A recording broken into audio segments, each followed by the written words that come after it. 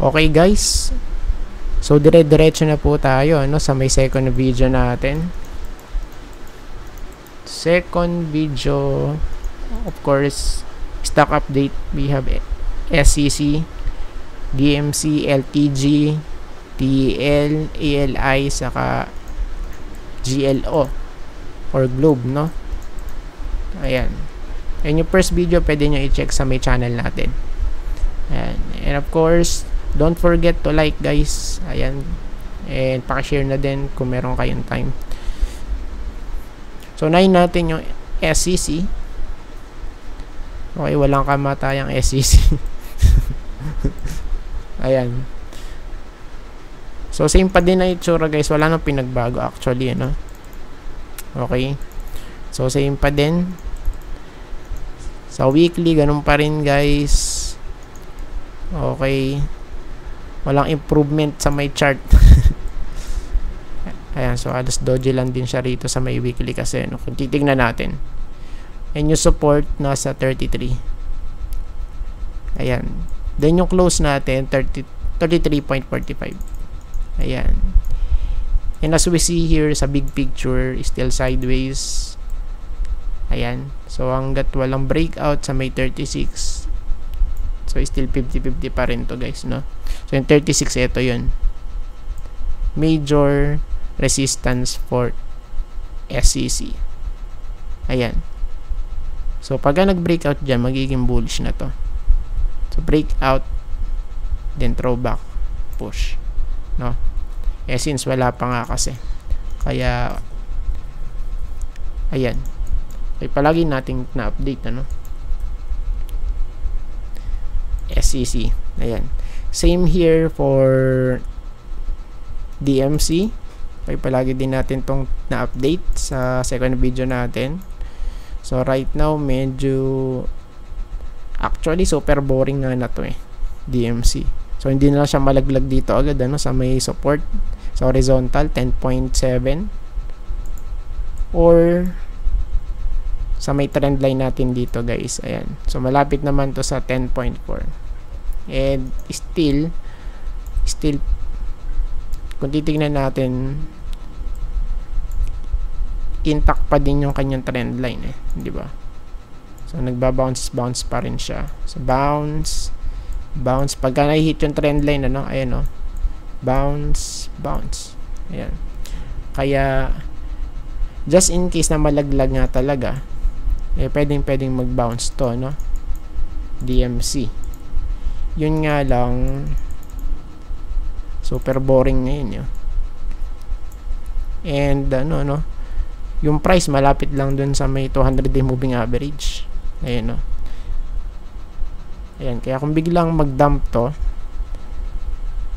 ayan. So, baka mag-hold dito, malapit sa may support natin sa horizontal. Since may confluence kasi. Ayan. So, next, DMC, and we have here LTG. Okay, for LTG. Wala pa rin.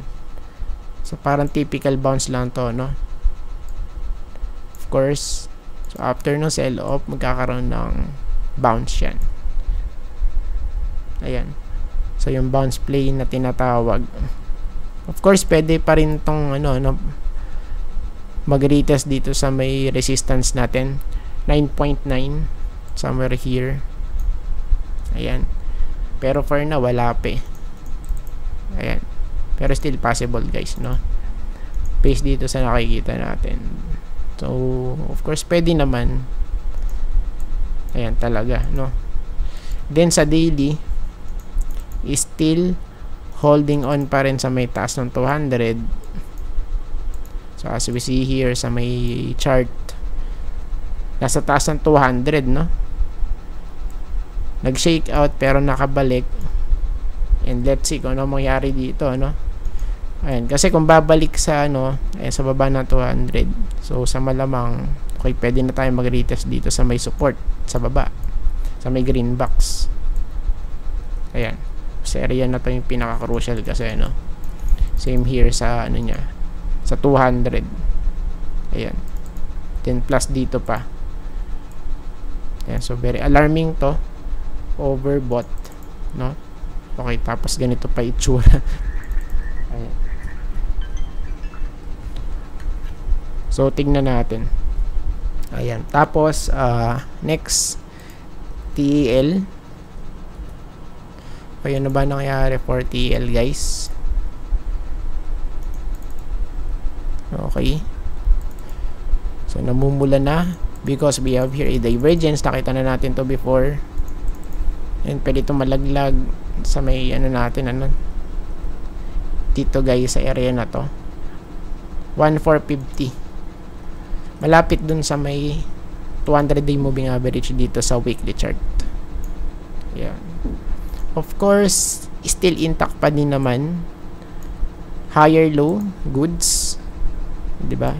So, kabaligtaran lang to na palagi natin sinasabi, no? Higher lows, tapos higher highs. So, still intact pa din, guys, no? Yung kanyang structure, no? Then, sa daily chart,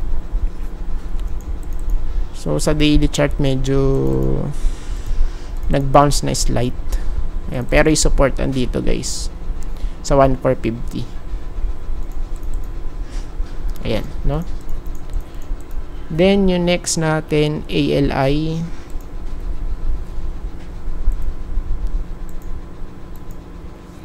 So, sa weekly, of course, we know that nag-retest nga dito sa may resistance. And as well, dun sa may 200-day moving average. Ayan. And tignan natin kung ano mangyayari dito. Ano? Kasi nag-breakout sa may resistance. Sa may 30 na to, no? Ayan. So, medyo mabilis siya pangyayari for ALI. So, nag-sideways. Okay, tas nag-shake out pa nga dito, di ba? Ayan, tapos retest, then biglang breakout. Ayan. Pero syempre, pagka ganito ang setup, pullback yung kailangan natin, no? Or even kung mag-retest dito, guys, ayan, sa may 29.13 na to. So, goods lang yan. Ayan. So, bakit? Kasi ito yung typical setup pag mga ganito no? So, pagka breakout, okay, possible is babalik dun kung saan nag-breakout. Ayan. Then, sa daily, check natin. So, medyo dodgy candlestick to. Tingnan natin kung masusustain ba. Oh, ayan, no? So, na-filled lang yung ano rito. Na-fill na yung gap. Yung gap up. Ayan, kasi nag-pull back ng slight, no? Ayan. Pero, mas better kasi kung mag-retest talaga rito, diba? Ayan. So, tingnan na lang natin for ALI. Then, yung last, yung GLO. For this one, same here. So, retest lang din sa may 200 base sa weekly chart. Tingnan natin kung malalaglag dito sa 2K or sa 1.9, guys, since meron tayo ditong bearish divergence, lower high, tapos okay, sa may chart higher high, no? Plus meron tayo ditong possible bearish crossover. Ayan, no? So, if ever man na malaglag, goods lang yun kasi meron nga tayong play, no? Divergence play, Ayan. Ayan, tapos dito naman sa natin, daily chart. So, oversold na to. Tignan natin, kasi base dito, guys, parang nag-build up siya ng support somewhere here, guys. O, diba? So, nag-build up ng support. And, of course, if ever man na masusustain yan, pwedeng mahit yung 2,250 na to. Ayan. So, dito pwedeng mahit yan, to 250 na yan. Okay, pagka nag-hold, of course, magkakaroon ng okay. So, pwedeng higher high or flat. So, pagka sinabing flat, of course, mag-retest lang dito. Ayan, no? So, I think tapos na po tayo guys at maraming salamat po sa panonood and see you po sa next video. Bye-bye and God bless.